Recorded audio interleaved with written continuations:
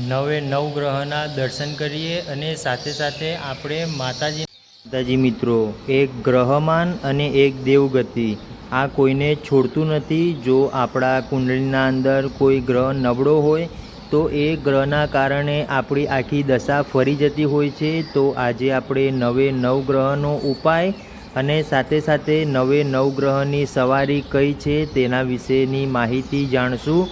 તમારી કુંડળીમાં કયો ગ્રહ નબળો છે, કયા ગ્રહની દશા ખરાબ છે, કયો ગ્રહ પ્રબળ છે, જો એની માહિતી તમને જોઈતી હોય તો તમે પણ મને લખીને મોકલજો.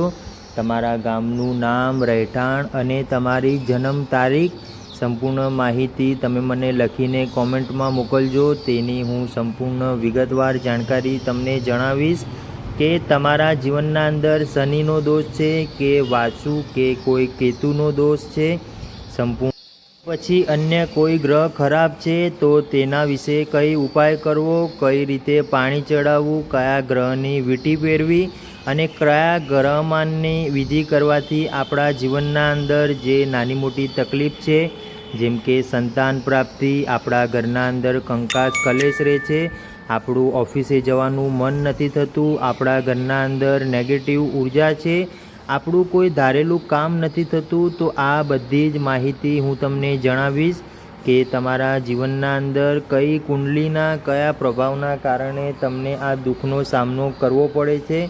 તો એની વાટ જોયા વગર હાલ જ તમે મને જણાવજો.